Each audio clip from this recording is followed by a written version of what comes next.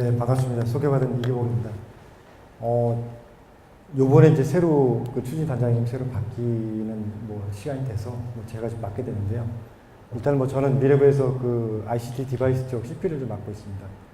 지금 이제 문체부의 그 정지용 PD님도 오셔서 얘기를 하셨지만은 뭐 산업부의 PD, 문체부의 PD 계시고 저희 쪽은 이제 CP라고 해서 총괄을 하는 그런 쪽을 좀 하고 있습니다. 그래서 뭐 추진단 일단 맡고 요거 재원에 대해서 좀 발표를 해달라고 얘기를 해서 뭘 할까 이제 급하게 이제 준비를 하다가 이것저것 짜집기는 했지만 뭐 궁극적으로는 앞으로 좀 뭘 서비스를 해야지 착용기기가 제대로 그 시장도 커지고 서비스가 우리 그 생활 속으로 들어올까 뭐 그런 차원에서 좀 자료 좀 준비를 했습니다.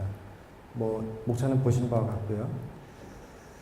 뭐 앞에서 뭐 얘기를 많이 하셨는데 일단 제가 보기에는 이제 착용형 스마트 기기의 정의가 인간 중심의 가치 추구라는 게 상당히 중요하고 그리고 우리가 행복하게 사는데 좀 도움 주는 것들 그리고 그러려면은 이게 결론은 인체를 중심으로 한 그런 어떤 새로운 산업으로 좀 가야 되는 게 착용형 스마트 기기 산업의 어떤 뭐 개요랄까 이렇게 좀 말씀드릴 수 있을 것 같고요. 범위는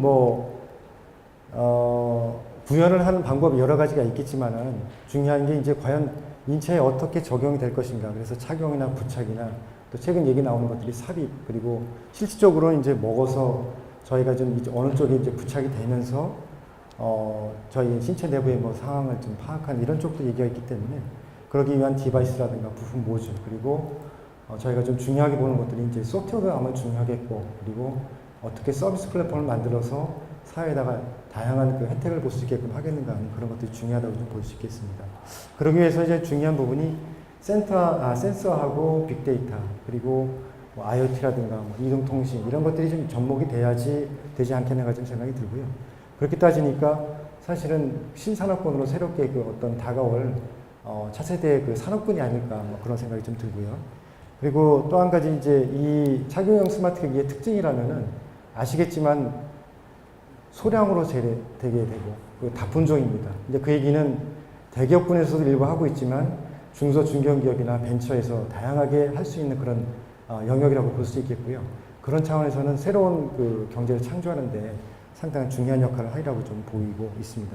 보시는 바와 같이 이 도표에서도 2020년에 상당히 좀 많은 성장세를 보일 것으로 좀 보이고 있습니다. 기기들이 상당히 많이 있죠. 그래서 여기 보시는 여러 가지 기기들이 쭉 있는데 일반적으로 저희가 알고 있는 그 스마트워치가 대부분입니다. 가장 큰 어떻게 보면 시장을 가지고 있다고 할 수 있고 글로벌 기업들이 되게 이제 이쪽에 진출하고 있지만 향후에 봐서는 그거보다는 다양한 분야 쪽에 실질적으로 사용자가 필요한 부분 쪽에 기기들이 점점 나오지 않겠는가. 여기 많이 있는 거에 주가 되고 있는 HMD라든가 VR, DR 쪽에 쓰이는 헤드셋 쪽 그리고 이제 와치 이거보다는 또 다른 형태의 어떤 우리 생활에 편의를 주는 형태의 그 기기들이 많이 나올 것으로 좀 예측을 저희가 하고 있습니다. 이러다 보니까 이제 그 대기업 위주로 주로 돼 있는 거에서 점차 중소 중견기업, 또 글로벌리 다 그렇게 여러 기업들이 지금 분야별로 좀 집중을 하고 있는 그런 상태가 좀 보이고 있고요. 그래서 여기 나와 있는 거 외에도 뭐 다양한 업체들이 많이 있습니다. 근데 이제 아시는 업체들도 많이 있겠지만 모르는 업체가 많이 있을 겁니다. 이제 그런 업체들이 새롭게 대두되고 또 새로운 시장 쪽으로 나가기 위해서 노력하는 그런 업체라고 좀 보시면 될 것 같습니다. 뭐 제언을 드린다고 해서 착용기가 사실은 나온 지가 꽤 됐어요. 상당히 오래됐는데 제가 알기로도 한 15년에서 20년 정도 가까이 됐습니다. 다양한 기기들이 있었습니다. 그렇지만 지금 와서 봐도 상당하게 시장이 크지 않다고 좀 볼 수 있을 것 같아요. 제가 차고 있는 이제 시계들 이런 것들 주로 많이 하고 있고 일부 헬스케어를 위한 것들 뭐 그런 것들이 좀 있긴 하지만은 뭔가 장벽이 있지 않을까 그런 생각이 좀 들고요. 이제 그런 장벽이라면 크게 몇 가지를 얘기를 할 수 있을 것 같아요. 제가 보기에는 한 5가지 정도 제가 정리를 좀 해봤는데 이 착용감이라는 게 상당히 중요한 것 같습니다. 시계라고 하니까 이제 와치라는 걸 착용을 하고 있지만 이게 과연 실질적으로 불편한 감이 없는가. 그래서 부착이나 착용이나 또 삽입하는 그런 것들도 나오기 때문에 이물감이나 거부감을 어떻게 없앨 수 있는 기술들이 상당히 필요하지 않겠는가 좀 생각이 들고요. 그러려면은 형태 측면에서는 뭐 유연한 플렉서블을 뭐 구현을 한다든가 당연히 얇아야 되는 거고 그리고 온도가 갑자기 찼는데 너무 차가워서 이거 거부감이 생긴다든가 이런 것들, 그리고 영상 시간대를 좀 극복을 해서 이게 착용감에 대한 거부감을 좀 줄인다든가 이런 것도 상당히 필요할 것 같고요. 그리고 이제 피로감이 상당히 있죠. 특히 이제 옆에서 하고 있는 VR이나 좀 많이 이제 나올 것 같은 AR 쪽 같은 경우에는 지금도 한 15분에서 20분, 길게는 30분이라고 얘기합니다. 근데 30분 정도를 실질적으로 착용을 하면 거부감이 있고 어지러움이 있다 이런 얘기했죠. 그래서 새로운 아마 VR 여기 지금 김보민 대표님도 와 계시지만 새로운 디스플레이 좀 만들어서 새로운 방향으로 해서 거부감을 줄이는 이런 쪽에 연구를 좀 많이 하고 계시는데 이제 그런 것들이 필요할 것 같고요. 또 하나는 이제 VR기 이게 지금 보시면은 앞에 쓰고 있으면 정말로 목이 아픕니다. 그리고 목걸이 형태도 있고 여러 가지 형태가 있지만 이게 무게감이라는 게 상당히 큽니다. 그래서 이제 그런 거를 극복하는 기술들이 또한 필요하겠다는 생각이 들고요. 그리고 VR이라고 해서 저희가 복원할 때 실질적으로는 앞에서 전투를 하는 그런 장면이 오면은 이게 물론 진동이나 옆에서 물을 쏴주거나 연기를 쏴주고 이렇게 할 수는 있어요. 그래서 4D라고 구현할 수 있지만 실질적으로 저희가 느끼고 체감할 수 있는 그런 부분에 그런 것들이 좀 더 부족하지 않을까. 그래서 오감을 느낀다든가 아니면은 향기라든가 아니면 내가 느꼈을 때 거칠기라든가 이런 것들을 실제로 느낄 수 있는 이런 형태가 돼야지만 제대로 우리 그 실감성에 좀 다가가지 않을까 생각이 들고요.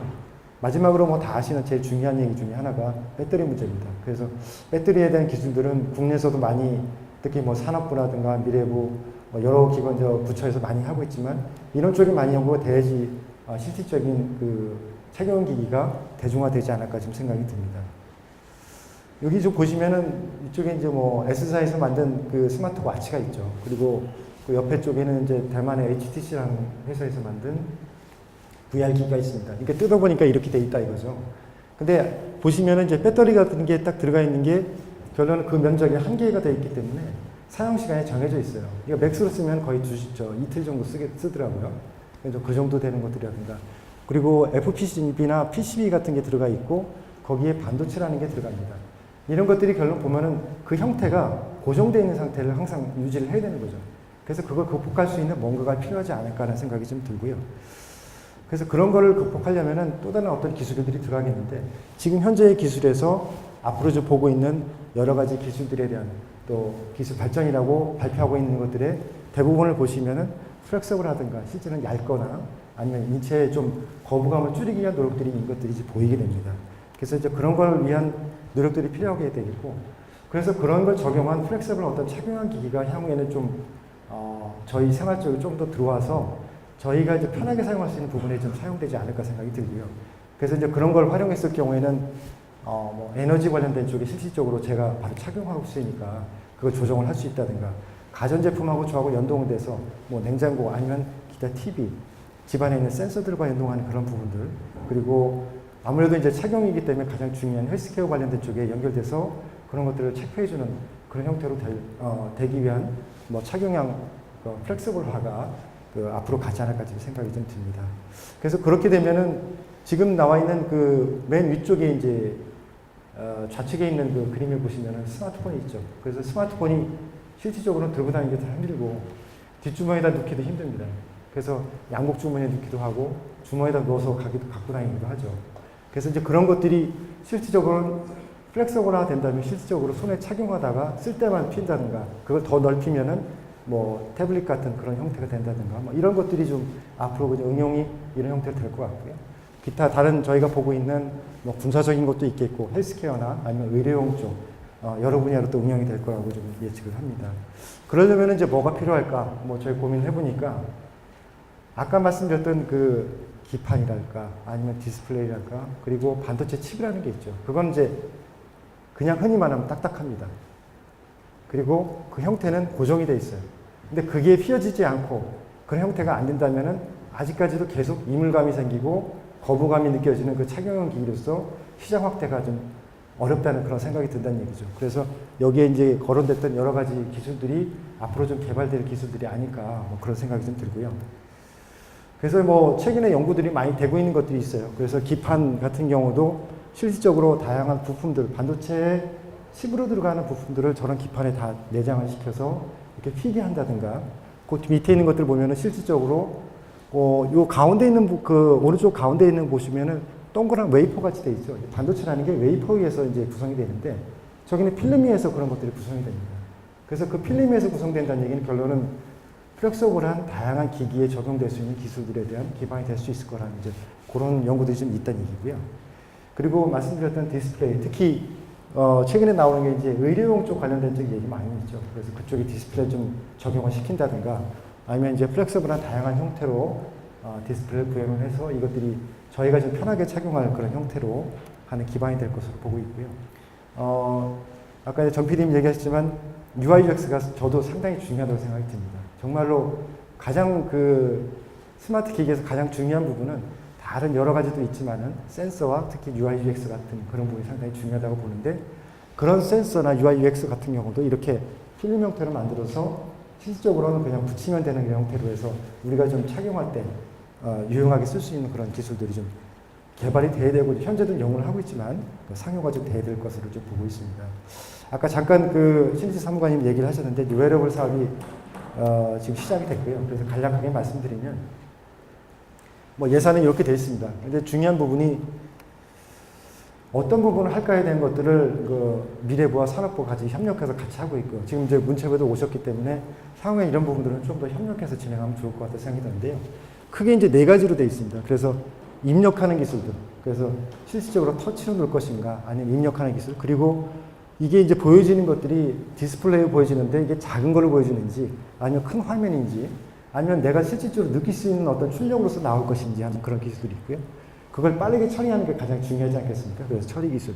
그리고 말씀드렸던 전원 기술이 들어갑니다. 그래서 4가지의 핵심 요소 기술들을 좀 개발을 하고 그것들이 이제 요소기들만 개발하면 그걸로 끝나는 게 아니기 때문에 그거를 활용하기 위한 서비스 플랫폼이나 그 서비스로 창출되기 위한 다양한 플랫폼 기술들이 이제 거기에 접목이 돼서 이제 필요하다는 그런 측면에서 밑에는 이제 실질적 어느 부분에 들이는 어떤 기기들이 있겠다는 그런 쪽으로 연구 개발이 좀 진행될 것으로 보고 있습니다. 그래서 요거 뭐 세부적인 내용들이 있는데 뭐 요거는 좀 보시면 될 것 같아요. 그래서 뭐 UIX나 뭐 실질적으로 전자 피부 얘기도 있죠. 그리고 직물에 들어가는 그런 부분도 있겠고요. 그리고 디스플레이 관련된 쪽이 있고 밑에 쪽 가면은 이제 뭐 소프트웨어, OS, 특히 웨어러블 기기가 작은 거고 아까 말씀드린 대로 소형 다품종입니다. 근데 이제 그런 게 결론은 저가로 들어가야 되기 때문에 일반적으로 저희가 흔히 쓰고 있는 뭐 안드로이드 OS다, 뭐 여러 가지 OS를 쓸 수는 없는 상황이죠. 그래서 저가로 만들 수 있는 소프트웨어도 상당히 중요한 부분이 되겠다는 그런 얘기가 됐고요. 또 이제 플랫폼 같은 경우도 다양하게 여러 분야에 들어가기 위해서는 결론은 여러 가지 기술들이 이제 복합적으로 들어가겠다는 그런 필요성이 있다고 봅니다. 옆에서 VR을 하고 있어서 제 VR을 잠깐 준비했습니다. 이게 VR 쪽을 제가 선전하는 건 아니지만 착용형 기기 한쪽에 이제 VR 기기가 좀 들어가게 됩니다. 이게 서비스가 좀 일반적으로 지금 진행되고 있는 것도 있지만 앞으로 가겠다 하는 부분이 많이 있습니다. 그래서 위쪽에 이제 그 패션 관련된 쪽이 있고요. 그 옆에 보면은 저게 게임보다는 사실은 실제로 미국에서 시뮬레이터로서 사용하고 있는 그런 부분입니다. 그래서 그런 부분이 있겠고요. 그 옆에 쪽에는 저건 상용화도 일부 됐지만은 놀이동산이나 이런 쪽에서 사용할 수 있는 그런 부분들. 그 밑에 쪽에 이제 나비 있는 그림은 자연의 현상, 여러 가지 현상들을 실질적으로 학습을 할 때 저런 VR 기기를 가지고 하면은 좀 더 좀 선명하게 그리고 또 바로 와닿을 수 있고 머릿속에 남을 수 있다는 그런 측면이 있겠고요. 그리고 서핑하는 어떤 기기들과 접목된, 그러니까 운동기기와 접목된 이런 부분들이 있고, 왼쪽에 이제 맨 아래쪽에는 향후에 지금 하고자 하는 그런 분야라고 볼 수 있겠는데, 의료 쪽에 장기에 대한 그런 부분들, 어떤 환자의 실제 장기를 3차원적으로 띄워서 그것들이 이게 어떤 문제가 있고 어떻게 되겠다는, 아니면 수술의 방향이랄까, 건강 증진을 어떻게 하기 위한 방향이랄까, 이런 것들을 저는 VR 가지고 하는 그런 쪽에 응용이 충분히 가능하다고 봅니다. VR 시장은 여기 보이시는 바와 같이 상당히 뭐 많이 2016년에 한 40억 달러라고 얘기하지만 그거보다 좀 더 큰 것 같아요. 근데 2020년에는 한 1,500달러 이상 되는 시장으로 커질 것으로 일반적인 그 조사기관들에서 많이 얘기를 지금 하고 있고요. 그 위에도 다양한 콘텐츠랄까 아니면 거기에 들어가는 뭐 음향이랄까 기타 다른 기기까지 같이 포함해서 시장이 상당히 커질 것으로 봅니다.